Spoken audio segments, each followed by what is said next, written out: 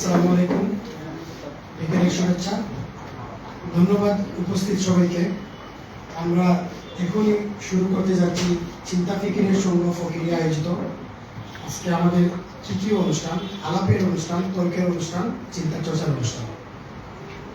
এটা ফকিরির তৃতীয় অনুষ্ঠান, তবে 4টা প্রোগ্রাম করছি। ফকিরির ব্যানারের আগে আমাদের একটা প্রোগ্রাম হয়েছিল, সেই হিসাবে 4টাও বলা যায়। আমাদের আজকের যে অতিথি মোটামুটি অনেকেই চিনেন ওনাকে, ইমরুল হাসান, কবি, বুদ্ধিজীবী এবং প্রাবন্ধিক।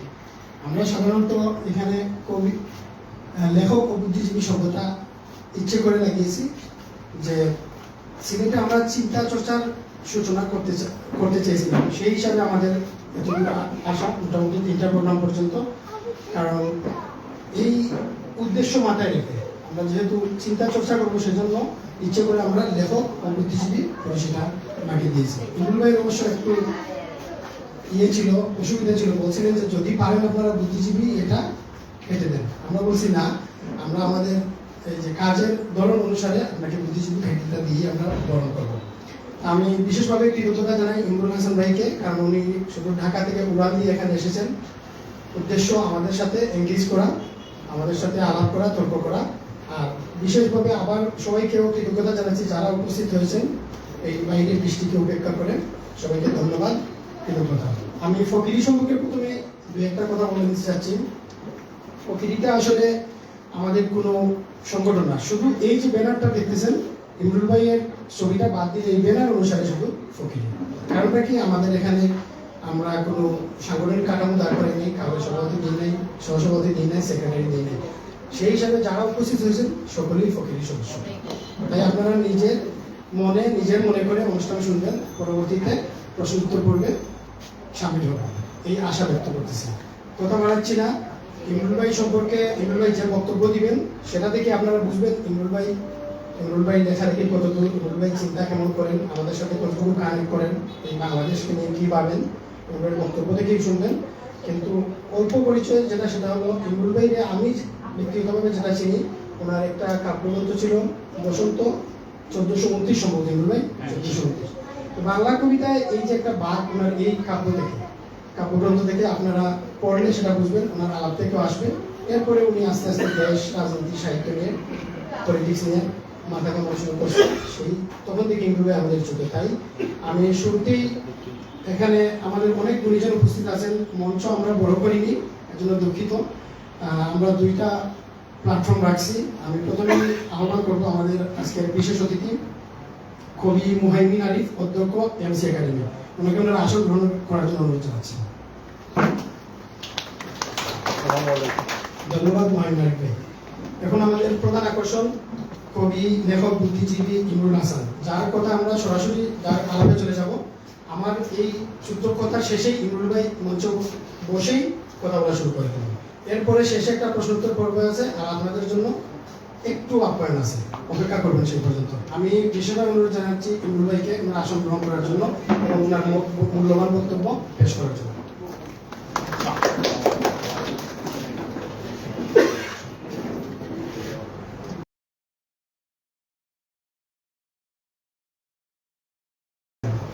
আসসালামু আলাইকুম, সবাইকে ধন্যবাদ এখানে আসার জন্য। আমি আসলে খুব ফর্মাল আলাপে অভ্যস্ত না। প্রোগ্রামের সেটআপও কিন্তু একটা ঘটনা। এই যে ধরেন একটা সেটআপ আছে, মানে এটা খুব এস্টাবলিশ একটা সেটআপই, যে ধরেন একজন দুজন কথা বলবে আর হচ্ছে বাকিরা শুনবে। আমি আসলে এটাতে একটু সমস্যা হয়। মানে দেখবেন যে আমিও যদি দর্শক সারিতে থাকি, আমি কিন্তু নিজেকে এতটা এম্পাওয়ার্ড ফিল করব না। আমি ভাববো যে মঞ্চে যিনি আছে উনিই তো কথা বলবেন, বাকিরা হচ্ছে যে রেসপন্স করবে। কিন্তু স্ট্রাকচারটা একটু কথা বলার পরে আমার মনে হয় ভালো হবে আরো লোকজন যদি মঞ্চে চলে আসেন, আমরা একটা গোল হয়ে, মানে নর্মালি আমরা যেভাবে আড্ডা দিই ওইভাবে আড্ডা হইলে হয় কি যে হচ্ছে পার্টিসিপেশনটা বেটার হয়। নাইলে এখানে আমি যে বসছি সবার সামনে, আমি কিন্তু একটা অথরিটি হয়ে উঠছি, আমার হাতে মাইক আছে। এখন আপনাদের যদি কোনো কথা ভুল মনেও হয়, আপনাদের পজিশন কিন্তু আমার চেয়ে লোয়ার হয়ে গেছে। আমার পজিশন কিন্তু এখানে উপরে, একটু উপরে বসছি, একটা মাইক আছে, আমার কথা ভুল কথা বললেও কিন্তু মনে হবে অথরিটির কারণে আমি ঠিক কথা বলতেছি।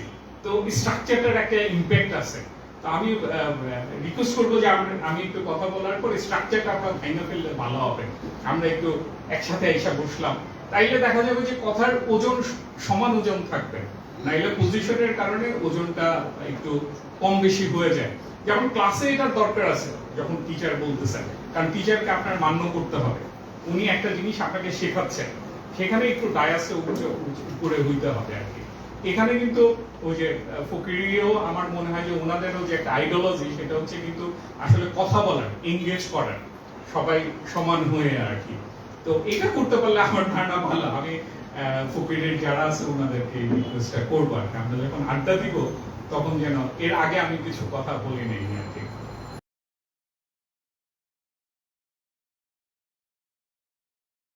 তো একটা জিনিস হচ্ছে যে এই সিলেটে আসার আগে আমার একটা জিনিস মনে হচ্ছিল যে এখানে খুব মানে একটা হিস্ট্রি আমার মাথায় আছে, সেটা হচ্ছে সৈয়দ মুস্তফা আলী। সৈয়দ মুস্তফা আলীর একটা খুব ভালো লেখা আছে যে পূর্ব পাকিস্তানের রাষ্ট্রভাষা নিয়ে। সেটা কিন্তু উনি হচ্ছে সিলেটে যে মুসলিম সাহিত্য সংসদ আসিল সেখানে এসে দিছিলেন। সেটা 1948-এ দিছিলেন।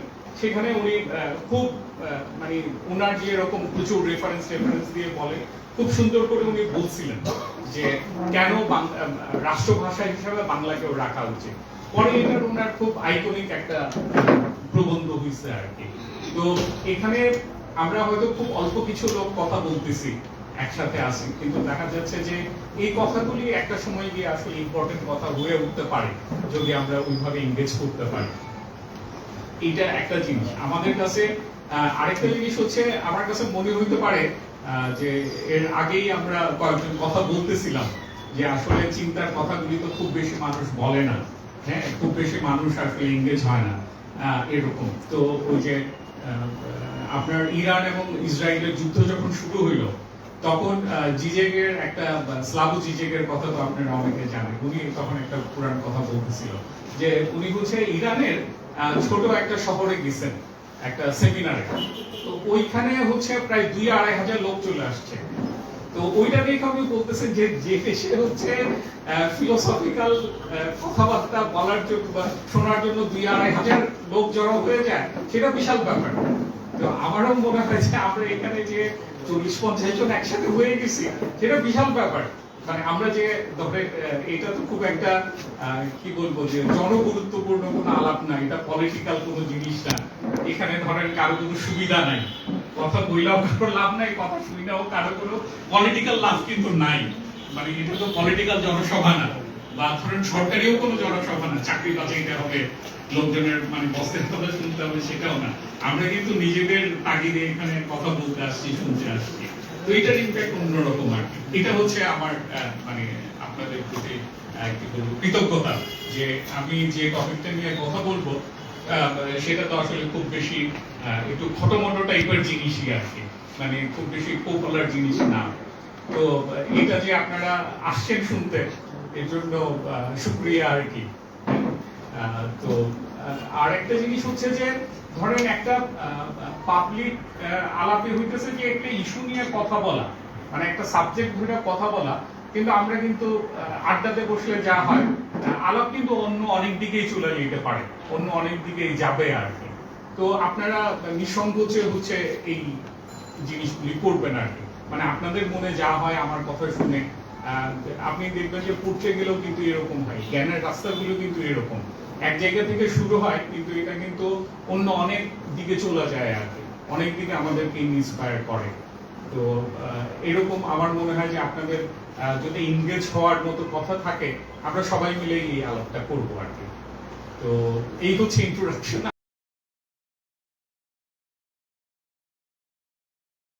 তো আমাকে যখন ফুকিরি থেকে যোগাযোগ করা হইতেছিল যে আসলে কি ব্যাপারে কথা বলবেন, তো তখন আমার মনে হয়েছে যে এই সাবজেক্টটা নিয়ে আমি কথা বলি। সেটা হচ্ছে যে জি এখন মনে হয় ক্লিয়ার হচ্ছে না, তখন একটু কম ছিল। Thank you. তো যেটা হয়েছে যে বিশেষ করে 5ই অগস্টের পরে আমাদের এখানে কিন্তু একটা কথাবার্তা হচ্ছে, আগেও ছিল, যে প্রো বাংলাদেশি একটা জিনিস করতে হবে। হ্যাঁ, আমাদেরকে বাংলাদেশ সেন্টার করে একটা জিনিস করতে হবে। কিন্তু আমি পার্সোনাল আলাপে অনেকের সাথে কথা বলতে গিয়ে দেখছি যে এই জিনিসটা আমাদের সামনে আসলে ক্লিয়ার না, যে আসলে বাংলাদেশ সেন্ট্রিক ঘটনা কোনটা, কোনটা বাংলাদেশ বা বাংলাদেশের ধারণাটা কি রকম। এই জায়গাগুলি আমাদের এখানে খুব বেশি চর্চার মধ্যে নাই, এবং কেন নাই বা কি কেন থাকা উচিত, এই জায়গাগুলি নিয়েই আমি আসলে আমি নিজেও চিন্তা করতেছি। আমি অল্প কিছু কথা বলছি, এই গুছায়া জিনিসগুলি আসলে আমাদের সবারই আমার মনে হয়েছে যে এখনকার যে একটা পলিটিক্যাল সুযোগ আসছে, সেখানে আমাদের এই প্রশ্নগুলিকে রিভিউ করা উচিত যে আসলে ঘটনাগুলি কিরকম বা কিরকম হইতে পারে আর কি। তো যেমন ধরেন একবার আমি একটা কথা বলতেছিলাম যে আমি সিনেমা নিয়ে একটা বই লিখছি, বাংলাদেশি সিনেমা নিয়ে। তো তখন হচ্ছে বাংলাদেশি সিনেমার মধ্যে হচ্ছে আমি ধরেন কি কি ভালো সিনেমা এর মধ্যে লিস্ট করছিলাম আর কি, ধরেন 100টার মতো লিস্ট। এর মধ্যে একটা লিস্ট ছিল হচ্ছে ধরেন ঋত্বিক ঘটকের তিতাস একটি নদীর নাম। তো এখন ঋত্বিক ঘটক তো হচ্ছে পশ্চিমবাংলার হচ্ছে মানে ফিল্ম মেকার। তো ওইটাকে আমরা কিভাবে বাংলাদেশি সিনেমা বলবো, মানে এটা অনেক প্রশ্ন ছিল আর কি। তো আমার কথা হইতেছে যে দেখেন, সিনেমাটা কিন্তু মুক্তি পেয়েছে বাংলাদেশে। সিনেমাটা যিনি লিখছেন অদত্ত মল্ল বর্মন, ব্রাহ্মণবাড়িয়ার লোক, এটার প্রেক্ষাপট কিন্তু বাংলাদেশে। তারপরে এখানে যে লোকজন অভিনয় করছেন এরা সবাই বাংলাদেশে। প্রবীর মিত্র ছিলেন নায়ক, নায়িকা ছিলেন হচ্ছে কবরী, রোজেস সামাদ, ওনারা। তো তারপরে হচ্ছে সিনেমাটার হচ্ছে প্রযোজক যিনি, উনিও হচ্ছে বাংলাদেশের। তো আমার কথা হচ্ছে যে এলিমেন্টস গুলি হচ্ছে বাংলাদেশের, সেটাকে আমরা বাংলাদেশের সিনেমা বলবো না কেন? এরকম একটা ব্যাপার আছে। বা যেমন ধরেন বাংলাদেশ জিনিসটা যেন শুরু হইলো 1971 সালে আইসা, যে বাংলাদেশ রাষ্ট্র হওয়ার পরে। ইভেন 1947-এর জায়গাটাকেও আমরা কিন্তু বাংলাদেশ হিসেবে কনসিডার করতে পারি না। কিন্তু ধরেন কলকাতার সময়ও, ব্রিটিশ বাংলার সময়ও কিন্তু ধরেন কলকাতাতে যারা সাহিত্য করছেন, আবুল মনসুর আহমেদ, কাজী নজরুল ইসলাম, সৈয়দ মুস্তফা আলী, ওনাদের লেখার মধ্যে কিন্তু প্রচুর বাংলাদেশি এলিমেন্ট পাবেন। মানে ব্যাপারটা এরকম না যে সেটা 1947-এর পরে বা 1971-এর পরে গিয়ে শুরু হয়েছে। তো এইরকমের একটা হিস্ট্রিক্যাল কনফিউশন আমাদের মধ্যে আছে যে কোন জিনিসগুলিকে আমরা আসলে বাংলাদেশি বলবো।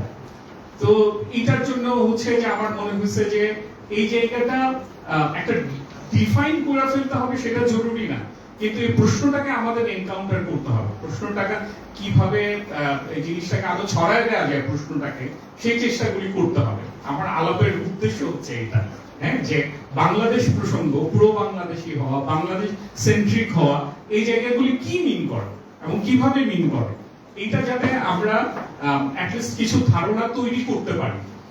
তো এখানে আমি একটা ছোট্ট ড্রাফট লিখে পাঠাইছিলাম, অনেকে হয়তো পাইছেন হাতে, কিন্তু হয়তো পড়তে পারেন নাই।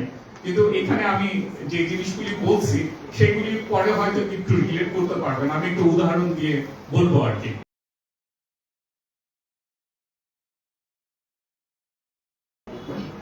তো এখানে ব্যাকগ্রাউন্ডে আমি বলবো যে 3টা অনুমান আছে বা 3টা শর্ত আছে, যেটা একটু আপনাদের মাথায় রাখলে ভালো। যেমন এখন যখন আমি বাংলাদেশ ধারণার কথা বলতেছি, এই যে ধারণার জিনিসগুলা, এগুলো কিন্তু কোনো ফিক্সড ঘটনা না। মানে ধারণা কিন্তু চেঞ্জ হয়, ধারণা তৈরি হয়, ধারণা বদলায় যায়, আবার অনেক সময় অনেক ধারণা বাতিলও হয়ে যায়। হ্যাঁ, যেমন ধরেন কি একটা উদাহরণ দিব, অনেক উদাহরণই পাওয়া যায়। যেমন ধরেন একটা হচ্ছে যদি আধুনিকতার কথা বলি, ধরেন 20-30-এর দশকে কেউ আধুনিক, তার মানে হচ্ছে উনি মডার্ন লোক, খুবই পজিটিভ একটা জিনিস, যে আধুনিক কবিতা লেখেন উনি, উনি আধুনিক চিন্তা ভাবনা করেন, এটাকে কিন্তু খুব পজিটিভ অর্থে দেখা হইতো মডার্ন হওয়াটাকে। কিন্তু এখন যখন আমরা পোস্ট মডার্নিস্ট একটা এরাতে চলে আসছি, আধুনিক মানে কিন্তু হচ্ছে একটু ব্যাকডেটেড, যে উনি এখনো মনে হয় যে একটু ভিক্টোরিয়ান পর্যায়ে আছেন, একটু ব্রিটিশ হয়ে আছেন, একটু অর্থোডক্স। এটা কিন্তু আর রিভলিউশনারি ব্যাপার না। তো দেখেন আধুনিক শব্দটাই, এই ধারণাটাই কিন্তু ক্রমান্বয়ে চেঞ্জ হচ্ছে, বদলাচ্ছে। আবার ধরেন ওই ইউরোপিয়ান এনলাইটমেন্টের আগে কিন্তু আধুনিক শব্দটা এতটা ছিল না। একটা পর্যায়ে, হিস্ট্রিক্যাল একটা পর্যায়ে গিয়ে আসলে ধারণাটা তৈরি হয়েছে। তো আমি যে ধারণাগুলির কথা বলতেছি, এটা একদম মানে ওয়ান টু অল, সবার ক্ষেত্রে প্রযোজ্য। মানে শুধু বাংলাদেশ ধারণা না, হিস্ট্রি বলতে আমরা যা বুঝি বা ধরেন যে হচ্ছে কালচার বলতে আমরা যা বুঝি, পলিটিক্স বলতে আমরা যা বুঝি, সেটা কিন্তু সময়ের সাথে সাথে এবং সমাজের এক একটা সমাজের ঘটনা কিন্তু একই রকম না আর কি। তো এখনকার সময়ে আমরা যেটাকে বাংলাদেশ ধারণা বলে বলতে চাচ্ছি, নট নেসেসারি যে এটা 100 বছর আগে একই রকম ছিল বা 100 বছর পরে একই রকম থাকবে। এখানে একটা ফ্লেক্সিবল জায়গা আছে, এটা আমি বলবো যে সবাইকে একটু মাথায় নিতে পারলে ভালো। আরেকটা জিনিস হচ্ছে, সেকেন্ড পয়েন্টটা হচ্ছে যে আমি হয়তো তিনটা জিনিস নিয়ে কথা বলবো, যে ধরেন হিস্ট্রি, কালচার এন্ড পলিটিক্স। কিন্তু এই তিনটাই যে সবকিছু তা না, বরং এখানের সাথে আরো অনেক জিনিস জড়িত। যেমন যদি বলেন ইকোনমিক্স তো খুবই জড়িত। আপনি দেখা গেছে যে আসলে অর্থনৈতিক যে ব্যবস্থা, প্রোডাকশন সিস্টেমের সাথে মানুষের বিলিফ সিস্টেম অনেক বেশি জড়িত। পলিটিক্স কিরকম হবে সেটা ডিপেন্ড করে আসলে ইকোনমিক স্ট্রাকচারের উপরে। তো ইকোনমিক্স এর ব্যাপার আছে, ফিলোসফির ব্যাপার আছে, আপনার হচ্ছে রিলিজিয়নের ব্যাপার আছে। তো ওই জিনিসগুলি আমার সেন্টার পয়েন্ট না আর কি, কিন্তু এই জিনিসগুলি ধরেও আলাপ করা যাইতে পারে। এখন একটা সূত্র ধরে আলাপ করা আর কি, আমি মেইন সূত্র ধরতেছি হিস্ট্রি, তারপরে এর অ্যাসোসিয়েশন হিসাবে কালচার, পলিটিক্স, এবং এখানে আসলে অন্য অনেক কিছুই আপনারা ইনক্লুড করতে পারবেন। এখন আমি তিনটা জিনিস নিয়ে কথা বলতেছি বলে অন্য জিনিসগুলি নাই তা না, এটা একটা জিনিস। আর থার্ড জিনিস যেটা হচ্ছে, এটা আমি হচ্ছে অনেক পরে গিয়েও খেয়াল করছি, আমি কিন্তু ধরেন আমি কিছু বই পড়ছি, কারো কথাবার্তা শুনছি, কিছু আমাদের একটা চিন্তার সিলসিলা আছে, সেই রেফারেন্সগুলি থেকেই কথা বলতেছি, একটা আন্ডারস্ট্যান্ডিং এর জায়গা থেকেই কথা বলতেছি। কিন্তু তার মানে এই না যে হচ্ছে যে এটাই একমাত্র, অন্য কোনো রেফারেন্স এখানে নাই, অন্য কোনো সিলসিলাগুলি এখানে না। যেমন ধরেন হিস্ট্রি আলাপে এক সময় আপনারা যদি বঙ্কিমচন্দ্রের লেখা পড়েন বা ব্রিটিশ ইন্ডিয়ার সময় লেখাপত্র পড়েন, ওইখানে দেখবেন যে সবাই খুব তর্ক করতেছে যে আর্যরা কখন আসছিল, আর্য সমাজ কিরকম ছিল এরকম। কিন্তু আপনি এই গত শতকের হচ্ছে 50-60 দশকে এসে দেখা গেল যে আসলে আর্য বলে কিছু ছিল না, মানে পুরো তর্কটাই তখন বাতিল হয়ে গেছে। আপনি যখনই নতুন রেফারেন্স আসতেছে আর কি, যেমন ধরেন হিস্ট্রিতে একটা ইম্পর্টেন্ট বই এখন হচ্ছে রিচার্ড এন্ড ইটনের হচ্ছে rise of Islam and the Bengal frontier. তো ওইটাতে উনি কিন্তু হচ্ছে 4টা এডিশন করছেন। দেখা গেছে যে উনি কিছু কথা বলছেন আর্কিওলজিক্যাল ঘটনা, কিন্তু পরে দেখা গেছে যে নতুন কিছু আবিষ্কার হয়েছে, তখন কিন্তু ওনার কথাটাকে চেঞ্জ করতে হয়েছে। তো এরকম যখন রেফারেন্স গুলি আপডেট হবে বা নতুন চিন্তার একটা সিলসিলাকে আমরা কনসিডার করব, তখন কিন্তু আমাদের কথাগুলি, এখনকার কথাগুলি পুরোপুরি চেঞ্জ হয়ে যেতে পারে। মানে আমরা একটা সার্টেন রেফারেন্সের বেসিসে, সার্টেন আন্ডারস্ট্যান্ডিং এর বেসিসে কথাগুলি বলতেছি। তো আমার যতদূর জানাশোনা আছে সেই জানাশোনার বেসিসে আমি কথা বলবো আর কি। তো এখানে আপনাদের যদি আরো বাড়তি কোনো জানাশোনা থাকে সেগুলি অ্যাড করবেন, আমার ধারণা তাইলে আলাপটা আরো কমপ্লিটনেসের দিকে যাবে আর কি। তো এখানে আরেকটা ব্যাপার হইতেছে যে এইসব আলাপ কিন্তু আমাদের এখানে হয় খুব একাডেমিক জায়গা থেকে, যে আপনি হচ্ছে হিস্ট্রির প্রফেসর, আপনি হচ্ছে হিস্ট্রি নিয়ে কথা বলবেন। আপনি কিন্তু আমি তো আসলে হিস্ট্রির ব্যাপারে যদি বলেন আমার, বা যদি এক্সপার্টিসের জায়গা বলেন, আমি কিন্তু আসলে হচ্ছে কবিতা লিখি, আমি সাহিত্য করি, যেটা হচ্ছে ওয়াহিদ বলতেছিল। হ্যাঁ, কিন্তু একটা পর্যায়ে আমি দেখলাম যে এই যে শিল্প সাহিত্য, এগুলি কিন্তু আপনার হিস্ট্রির জানাশোনা থেকে খুব আলাদা ঘটনা না। হ্যাঁ, আপনার যে কালচার সম্পর্কে আপনার যে ধারণা, সেগুলি কিন্তু আপনার কবিতা লেখার জায়গাকে এফেক্ট করে আর কি। আপনি যদি মনে করেন যে আমরা হচ্ছে নিচু জাতের হিন্দু ছিলাম, তারপর হচ্ছে মুসলমান হইছি, এরকম যে একটা স্ট্যান্ডার্ড ন্যারেটিভ আছে, সেটাতে যদি আপনি বিলিভ করেন, আপনি দেখবেন যে প্রাচীন আমলের হিন্দু সাহিত্য কি আছে সেটার দিকে আপনার ফোকাসটা যাবে। কিন্তু আবার আরেকটা যদি রিভাইজ করে যদি এখন, যেমন আমি কিছুদিন আগে একজনের একটা আবুল মনসুর আহমদের একজন বন্ধু, ওনার একটা বই আছে বাংলার মূল নামে। তো আমি যখন এই লেকচারের কিছু শীট ফেসবুকে শেয়ার করতেছিলাম, তখন উনি ওই বইটা আমাকে ফরওয়ার্ড করলেন যে এইটা আপনি একটু দেখতে পারেন। তো ওইখানে দেখলাম যে উনি সার্চ করতেছে হচ্ছে আরবি মূল থেকে আর কি, যে এখানে অনেক আগে থেকে মুসলমানদের একটা জায়গা ছিল, সেটা হচ্ছে ওই চিটাগং এর প্রাচীন বণিক দের মাধ্যমে আর কি। তো আপনি যখন ওই জায়গাটাতে ফোকাস করবেন তখন আপনি দেখবেন যে ওই এলিমেন্টস গুলিকে প্রায়োরিটি দিচ্ছেন। তো আমার কথা হচ্ছে যে এইরকম জায়গাগুলি তৈরি হতে পারে আর কি। তো আপনি হিস্ট্রিকে কিভাবে দেখতেছেন, আপনি কালচারকে কিভাবে ডিফাইন করেন, হ্যাঁ, আপনি পলিটিক্সকে কিভাবে দেখেন, সেটা কিন্তু আপনার লেখালেখির জায়গাকে ইমপ্যাক্ট করে।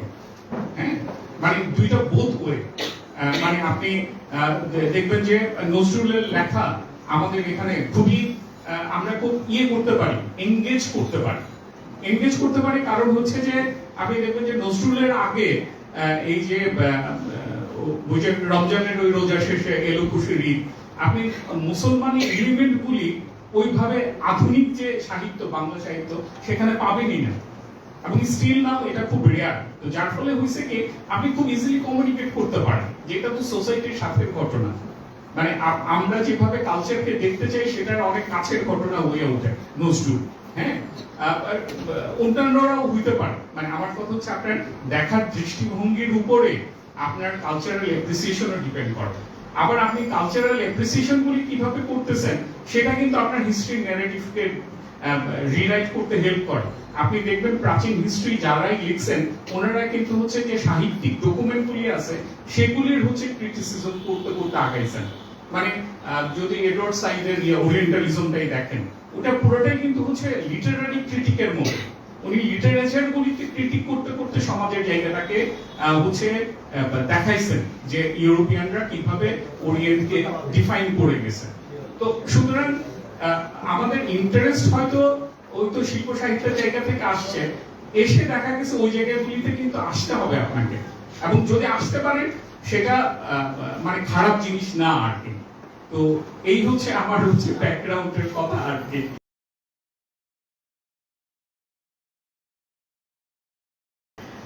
তো আশা করি আমি কিছু জিনিস সেভ করতে পারছি বা বুঝাইতে পারছি আর কি। এখন মূল আলাপে আসি। মূল আলাপে হচ্ছে যে হিস্ট্রির কথাতে আসি। হিস্ট্রিতে আমার তো আসলে ওই যে যেটা বললাম, কবিতা লিখতে লিখতে একটা পর্যায়ে আমি মনে করলাম যে এই জায়গাগুলি তো বোঝা দরকার, আমরা যে ন্যারেটিভটাতে আসি বা যেটা দেখতেছি বুঝতেছি এটাই আসলে সত্যি কিনা। তো তখন আমার মনে হইলো যে যারা যারা ইয়ের কথা বলেন, মানে আমাদের এখানে বলা আছে যে এই বইটা ভালো হিস্ট্রি, হ্যাঁ ওই বইটা ভালো, আমি একটা লিস্ট করতে নিয়েছিলাম, যে প্রায় 20-25টা বই লিস্ট করছিলাম যে এই বইগুলি আমি হিস্ট্রি পড়বো, পড়ে দেখবো যে আসলে ওনারা কিভাবে হিস্ট্রিটাকে দেখছেন। তো ওইটা দেখতে গিয়ে আমি খেয়াল করছি যে আসলে বেশ মুশকিল, মানে আমাদের এখানে যে হিস্ট্রি রিডিং আছে এটা খুবই পলিটিক্যাল একটা ঘটনা। একটা বইয়ের উদাহরণ দিয়ে বলি, সেটা হচ্ছে যে অতুল সুরের একটা বই আছে, আপনারা অনেকে নাম শুনে থাকবেন, সেটা হচ্ছে বাঙালির নৃতাত্ত্বিক পরিচয়। তো আমি ওনার বইটা কিন্তু খুবই রেশিয়াল, মানে আমি একটা রিভিউ লিখছিলাম, কেউ কেউ হয়তো দেখে থাকতে পারেন। মানে উনি হচ্ছে দেখবেন যে বইয়ের মধ্যে যে জাত প্রথার যে ব্যাপার, ওইরকম ব্রাহ্মণ শূদ্র, ওখানে হচ্ছে 10 নম্বর জাত হিসাবে মুসলমান রাখছেন, কিন্তু বইটা কিন্তু লেখা হচ্ছে 1942-43 সনে। মানে ততক্ষণে কিন্তু এই জিনিসগুলি অনেক বেশি অফসেট হয়ে যাওয়ার কথা। ধরেন 18 শতকে কেউ লিখতে পারে, তখন এই ধারণাগুলি ওরকম ছিল। পরে দেখলাম যে বইটা ছাপাইছে হচ্ছে কলকাতার হিন্দু মহাসভা। হিন্দু মহাসভা হচ্ছে ওই যে বিজেপির যে কোর সংগঠন আর কি। কিন্তু বাংলাদেশের সাহিত্যে দেখেন যে অতুল সুরের বাঙালি নৃতাত্ত্বিক পরিচয় হচ্ছে সবচেয়ে মানে কি বলবো যে অ্যাপ্রিসিয়েটেড একটা বই। তো এগুলি তো হিস্ট্রি তো খুবই মানে আমার মনে হচ্ছে যে খুবই ভয়াবহ ব্যাপার। তো মানে আপনি যে উদ্দেশ্য প্রণোদিত ভাবে দেখার ব্যাপার আছে, তখন হিস্ট্রিক্যাল যে ডকুমেন্টগুলো, সেই ডকুমেন্টগুলি আমি রিভিউ করতে শুরু করলাম। দেখলাম যে বাংলাদেশের হিস্ট্রি এখন আমরা যা দেখি, আমরা তো আসলে ইংলিশ টেক্সটই পড়তে পারি। মোগল আমলে কিন্তু রাষ্ট্রীয় ভাষা ছিল হচ্ছে ফার্সি। তো আমরা এখন যেহেতু ফার্সি জানি না, ফার্সি টেক্সটগুলি কিন্তু ওইভাবে নাই। তো সুতরাং দেখি আমরা যে ইংরেজ আমলে কি কি ইতিহাস লেখা হয়েছে, এবং এই ইতিহাসে তো আসলে মানে ব্রিটিশদের যে পলিটিক্যাল উদ্দেশ্য সেটা তো ইমবেডেড আছে এবং সবগুলিতে। এবং আমি যেসব বই দেখছি সেখানে হিস্ট্রি হচ্ছে আসলে একটা পলিটিক্যাল উইপেনও, মানে একটা পলিটিক্সকে ব্যাখ্যা করার যেমন টুল, আবার হচ্ছে এটা একটা পলিটিক্যাল উইপেন হিসেবে ইউজ করা হয়। আপনি এখন দেখবেন যে বিজেপির এক ধরনের হিস্ট্রি রাইটিং চলতেছে, ওনারা অনাদিকাল থেকে হচ্ছে হিন্দুইজমকে, ওইটা নিয়ে রাহুল গান্ধীও খুব খেপে গেছিলেন, ওই যে ইয়েতে ছিল মানে ওনাদের সংসদের ব্যাপার ছিল যে বিজেপি হচ্ছে আসলে আসল হিন্দু না আর কি। তো এই মানে ঘটনা হচ্ছে যে হিস্ট্রির পলিটিক্যাল রিডিং আসলে প্রচুর আছে, এবং আমরা যদি এটাকে ভাবে দেখি, নিরপেক্ষ ভাবে দেখতে চাই, তাহলে আসলে ভুল দেখা হবে। তো তখন আমি ইটনের বইটা পড়ছিলাম, ইটনের বইটা নিয়েও বলছিলাম। তো তখন ইটন অনেক এখন বেশি রেফারেন্স হিসেবে অ্যাকসেপ্টেড। এখন পর্যন্ত যত কিছু লেখা হয়েছে আমি দেখছি যে ওনার বইটাই সবচেয়ে বেশি, কিছু ক্রিটিসিজম তো আছেই। তো উনিও যেভাবে হিস্ট্রিটাকে দেখছেন, উনি হিস্ট্রিটা দেখছেন কিন্তু হচ্ছে ওই সুলতানের আমল থেকে হচ্ছে যখন ওই ইখতিয়ারউদ্দিন বিন বখতিয়ার খিলজি আসলো এবং লক্ষণ সেনকে হটায়া দিল, তখন হচ্ছে বাংলায় হচ্ছে আপনার শুরু হইল, মুসলিম শাসনের শুরু হইল। কিন্তু দেখেন উনি কিন্তু দখল করছে হচ্ছে গৌড় অঞ্চলটা। গৌড় হচ্ছে তখন লক্ষণ সেনের রাজধানী ছিল। লক্ষণ সেন কি করছে, উনি পালায় গেছে। পালায় কোথায় আসছে? উনি আসছে কিন্তু বিক্রমপুরে। হ্যাঁ, কিছু লোক আবার পালায় চলে গেছে ওনার সাথে বরিশালে। তো ওইটা কিন্তু আর বেঙ্গল না। মানে আমি তারপরে আগের হিস্ট্রিক্যাল পিরিয়ড গুলিও দেখলাম যে ওই যে বৌদ্ধর কথা বলা হয়, বৌদ্ধ সভ্যতা কিন্তু ওই যে আপনার ছিল হচ্ছে উঁচু যে জায়গাগুলি, মগধ বলতে যেটা বোঝায়, বা অশোকের যে রাজধানী ছিল এটা কিন্তু হচ্ছে ওই বগুড়ার এই দিকের হাইল্যান্ডটা আর কি। হ্যাঁ, তো মানে ওইটুকু হচ্ছে তখন বাংলাদেশ হয়ে গেছে আর কি, গৌড় হচ্ছে তখন বাংলাদেশ হয়ে গেছে। কিন্তু এখন যদি দেখেন ওই জায়গায় কিন্তু জিওগ্রাফিক্যালি বাংলাদেশের মধ্যে না। আবার সিলেটের কথা যদি আসেন, আপনি দেখবেন যে শাহজালাল আসতেছেন সিলেটে, তখন মানে সিলেটের ইতিহাস আছে। তারপরে কিন্তু বহু বছর আর সিলেটের কোনো কথা নাই ইতিহাসের মধ্যে, এই জায়গাগুলি ব্ল্যাঙ্ক। হ্যাঁ, এবং ইতিহাসটাকে দেখা হইতেছে হচ্ছে ইয়ার বেসিসে, যারা ইনভেট করতেছে, মানে ধরেন দিল্লি থেকে আসতেছে, মোগলরা এসে ঢাকা দখল করতেছে, তখন এটা হয়ে গেছে হচ্ছে মানে ইতিহাস। মানে বাইরের লোকজন যখন আসতেছে তখন একটা টর্চ লাইট ফেলার মতো, যে এই জায়গাটা যদি টর্চ লাইট ফেলতেছে ওইটুকুকে আমরা ইতিহাস দেখতেছি। কিন্তু তখন আসলে চিটাগাংয়ে কি হচ্ছে সেটা আমরা জানি না, সিলেটে কি হচ্ছে তখন আমরা জানি না। মানে আমার কথা হইতেছে ইতিহাসের যে বই আমি দেখছি বা এখন যে রেফারেন্স গুলি হয় সেগুলো হচ্ছে খুব মানে কি বলবো যে একটু খাবলা খাবলা টাইপ আর কি, মানে এখানের একটু ওইখানের একটু। তো কিন্তু আপনি এই অঞ্চলের যে হিস্ট্রি অ্যাজ এ টোটাল, মানে আপনি যেমন আরেকটা জিনিস হচ্ছে কুমিল্লার হিস্ট্রি খুব একটা পাবেন না। কারণ হচ্ছে কুমিল্লা অনেকটা হচ্ছে ওই আসামের দিক দিয়ে ওইদিকে হচ্ছে কামরূপ যেটা ছিল সেটার অংশ ছিল, এবং ওই অংশটা ইভেন ব্রিটিশরা খুব একটা দখল করতে পারে নাই, মানে এটা অনেক পরে গিয়ে দখল হয়েছে আর কি। তো যার ফলে ওই হিস্ট্রিটা নাই বাংলাদেশের মধ্যে। তো আমার কথা হচ্ছে যে এই হিস্ট্রির জায়গাটাকে আমি যদি দেখি, এখানে বাংলাদেশের যে জিওগ্রাফিক্যালি আমরা এখন বাংলাদেশ বলি, এই জায়গাগুলির কন্ট্রিবিউশন খুব কম। মানে গৌড়টাকে হচ্ছে যে বাংলাদেশ বলে চিহ্নিত করা হয়। আপনি যখন মোগলরা আসতেছে তখন হচ্ছে ইয়েটাকে মানে যে সেন্টার পয়েন্ট গুলি আছে, ঢাকাকে তখন মানে বাংলাদেশ হিসেবে পোর্ট্রেট করা হয়, এবং ব্রিটিশ ইন্ডিয়ার যে পুরো সময়টা আছে সেখানে কলকাতার অঞ্চলটাই হচ্ছে বাংলাদেশ। এখন যেমন ধরেন ঢাকাটা হইতেছে বাংলাদেশ, চিটাগং সিলেট এতটা বাংলাদেশ না। এই যে একটা সেন্ট্রালাইজেশনটা হইতেছে, এইটা হচ্ছে অনেক বেশি লিনিয়ার করে ফেলতেছে। এখানের যে ডাইভার্সিটিটা আছে সেই জায়গাগুলিকে ইনক্লুড করতেছে না। আমার কথা হচ্ছে এটা হিস্ট্রি রিডিং আমার মনে হয়েছে যে এখানে বাংলাদেশ অঞ্চল যে জায়গাটা সেটা খুবই বিচ্ছিন্ন, এবং সেটার যে একত্রিত হওয়ার জায়গাগুলি সেটা হিস্ট্রির মধ্যে এখনো রিভিল হয় নাই। এটা হচ্ছে আমার আন্ডারস্ট্যান্ডিং। এখন আমার আন্ডারস্ট্যান্ডিং এর ভুল থাকতে পারে, অন্য আরো অনেক কথা থাকতে পারে, আমি জাস্ট একটু সামারাইজ করে বললাম আর কি। এটা হচ্ছে হিস্ট্রির ব্যাপারে আমার মানে যে কেন নাই বাংলাদেশ, এই কারণে আমার মনে হয়েছে যে নাই আর কি। একটা সেন্ট্রালাইজের একটা টেন্ডেন্সি আছে, এবং এখানের যে বিচ্ছিন্নতাগুলি আছে সেইগুলিকে অ্যাকোমোডেট করার কোনো চেষ্টা হয় না। এটা একটা জিনিস। আর এটার এফেক্ট কি পড়ছে আসলে হইতেছে কালচারে। আমার ধারণা একটা কালচারে যদি আপনি যত বেশি সেন্ট্রালাইজ করতে থাকবেন, তখন আশেপাশের যে জিনিসগুলি আছে এগুলিকে আদার করে তোলা হয়।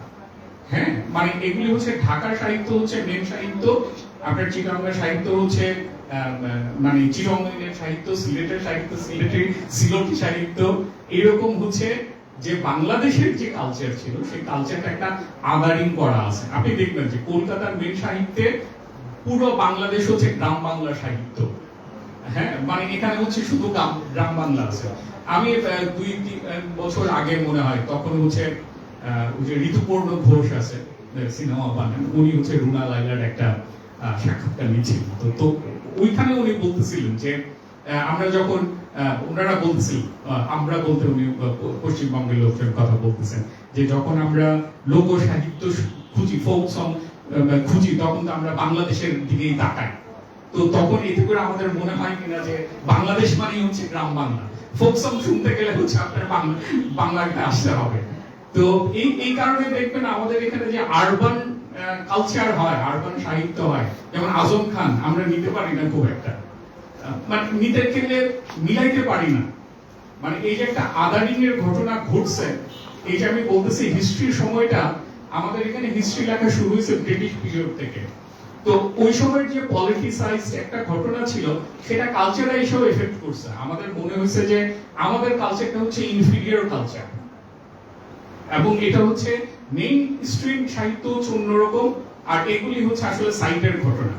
এই যে হিস্ট্রি রিডিং এ আমাদের একটা টেন্ডেন্সি তৈরি হয়েছে, সেটা আমাদের কালচারকেও ইনফিরিয়র করে ফেলছে। এটা হচ্ছে আমার কালচারের ব্যাপারে কথা।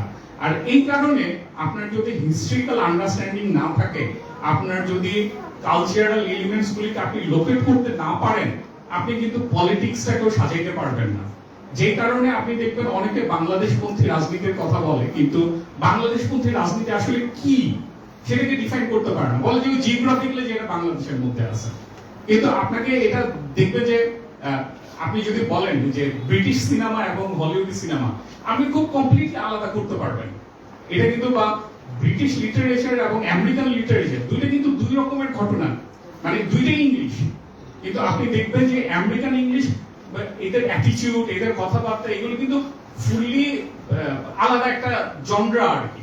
মানে একই ভাষা কিন্তু আপনি আলাদা করতে পারবেন যে হেমিংওয়ে যে আসলে ব্রিটিশ না, ব্রিটিশ এবং মানে এবং আমেরিকা এটা কিন্তু এইটা আরেকটা সাব ক্যাটাগরি না। কিন্তু আমরা যখনই বাংলাদেশি বলি, তখন আমরা ধরে নেই যে এটা হচ্ছে বাংলার একটা সাব ক্যাটাগরি হচ্ছে বাংলাদেশি। এটা আলাদা কোনো পলিটিক্যাল জায়গা না, আলাদা কোনো কালচারাল জায়গা না, আলাদা কোনো হিস্ট্রিক্যাল জায়গা না। আমার মনে হয়েছে যে এই ইনফিনিটিটা আমরা যেভাবে হিস্ট্রিকে দেখি, আমাদের কালচারকে দেখি, এই কারণে আমরা পলিটিক্যালিও একটা যে ইন্ডিপেন্ডেন্ট থটের জায়গা, সেটাকে আমরা আসলে এক্সপ্লোর করতে পারি না। আমাদের কাছে অলওয়েজ মনে হয় যে এটা একটা ব্রাঞ্চ, মানে হচ্ছে মূল সাহিত্য হচ্ছে বাংলা সাহিত্য, এইটার একটা ধারা হচ্ছে বাংলাদেশি সাহিত্য। এবং আপনি পাবেন, আমি তো কিছু সংকলন দেখছি বাংলাদেশি গল্প, বাংলাদেশি কবিতা, ওনাদের ওই বাংলাদেশি গল্প কবিতা এগুলি শুরু হয় 47 থেকে, নাহলে 41 থেকে, 71 থেকে। আপনি দেখেন শেক্সপিয়ার যে ঘটনা, সেটা তো পুরো ইংরেজি সাহিত্যেরই ঘটনা। তাকে তো আমেরিকান হওয়ারও দরকার নেই, ব্রিটিশ হওয়ারও দরকার নেই। আমাদের এখানে রবীন্দ্র নজরুল যদি বলেন, ওনারা তো আসলে বাংলা সাহিত্যেরই ঘটনা। ওনাদের মধ্যে ওই পশ্চিমবঙ্গের ঘটনা হচ্ছে বাংলাদেশি এলিমেন্টও পাবেন। তো এইটাকে তো ভাগ করার দরকার নাই। কিন্তু আমার কথা হচ্ছে এই বাংলাদেশি ঘটনাগুলি আগে ছিল কিনা, এইটা আমাদের ইনকোয়ারি করা উচিত। কারণ এই জিনিসটা আলাদাভাবে এখন আসলে দেখা যায় না, বা আমরা আসলে লোকেট করতে পারি না। তো এটা হচ্ছে আপনারা, আমার মনে হয় যে এটা প্রথম পার্ট আমার আলাপের। আপনারা দেখেন আমার সাথে একমত হইতে পারেন কিনা, বা আমার সাথে দ্বিমত করার কোনো জায়গা থাকলে আপনারা বলেন। তারপরে আমরা হচ্ছে আমি সেকেন্ড পার্টে যাব, মানে যে আসলে বাংলাদেশ ধারণা কিভাবে তৈরি হইতে পারে, বা কি প্রক্রিয়ার ভিতর দিয়ে আমাদেরকে সার্চিং করা উচিত, এটা হচ্ছে আমার সেকেন্ড পার্টের কথা। তো এখন ফার্স্ট পার্ট এটাই যে আমাদের আসলে হিস্ট্রি রিডিং, কালচারাল আন্ডারস্ট্যান্ডিং এবং পলিটিক্যাল পজিশন, এইগুলির মধ্যে বাংলাদেশ ঘটনাটা আছে কিনা বা কিভাবে আছে, বা যদি না থাকে এটা আসলে কেন নাই বলে আপনাদের মনে হয়, এইটা হচ্ছে কথা আর কি।